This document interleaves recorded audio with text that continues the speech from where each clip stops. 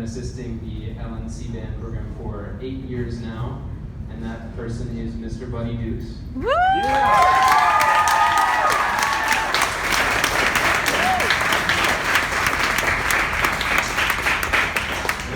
I typed up like 4 pages of notes, but I think he took like a page and a half of it in his speaking, so I'll try to jump over that stuff, but it's okay. So yes, 8 years ago, Mr. Venable had this wonderful idea to invite, or he wanted to start a big old marching band program essentially, and the name Buddy Dukes kept getting thrown around, so he picked him up, and he obviously headed the program right away, and helped. He was writing out warm-up cadences, actual cadences, letter rehearsals. I think he helped pick out our drums on the Dynasty website. And at the time, I was, of course, a 5th grader, and I was like too young to be on the drum line, so I didn't really have a choice not to go, though, either, because my mom would be working on Tuesdays, and my brother was in the drum line, and my dad led the drum line, obviously.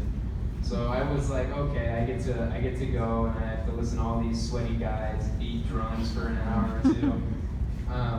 But he gave me a practice pad and some sticks right away, so I was like, okay, maybe I'll try this. And he gave me a chance as a 5th grader, so that's kind of crazy, but I couldn't appreciate it more.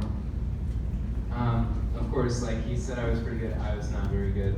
I was struggling to play 8th notes with accents, so, but in a few short weeks he taught me, and a lot of the other kids who maybe were woodwinds players weren't so familiar with drumming, a lot about learning how to play rhythm, drumming technique, drumline etiquette. Like there's all these weird intricacies that you gotta learn about it. And he was a great mentor for that. And wow, what a patient guy. We were not too good to begin with. And we played on our drum pads and the floors and the chairs, as he was saying. And I want to focus on that. He could have been anywhere else during this time. He works a full-time job. He has about 3 million hobbies. He's a photographer. He runs sound. He runs lights. All this crazy stuff. But he managed to find time in his week to come and help us on Tuesdays. And I really think he took pride in doing so. He's very proud of this program, and he tells me a lot that like when I hear about his high school memories, some of the best ones are from his high school drumline. So it's sort of my belief that he's trying to pass that on to us and give us the opportunity to have that experience as well. But after seeing how hard he worked, that really made me want to work harder. So I was not a drummer by trade, and kind of forced myself to, so I was like, man, if he can do all this crazy stuff every week, I can surely play 16 notes. But he said those drums finally came in, and we had big old drums, and I was like, oh my gosh, there's no way I can carry that. I'm a 5th grader, I'm 10 years old. But he gave me cymbals. He was like, yeah, you can still play with the drum line. I was like, what? That's awesome. I thought I was the coolest kid in the world. I was like, yeah, man, I got all these high school kids. But I was so thankful. He was so inclusive of me, and even the other students who maybe you were a winds player and you had never played a drum before, but he found a way to fit you in. And that's when things really started taking off. We had our first real public performance. I think it was 2010, the middle school winter concert. And everyone thought it would be funny to make the middle schooler yell, yeah, it was pretty funny. And man, on that, like going back to the drumline stuff that we didn't really know much about, there's all these cool like stick flips and ripples and all that. He was like, man, you guys should add in all this cool stuff. And we had no idea, but it turned out really cool. Like for a first performance, it was awesome. And that was really LNC history. Our school had never had a drumline or a marching band or anything like that. And this was the first time that we had an official drumline. We hadn't added winds yet, but that was to become. But it was big.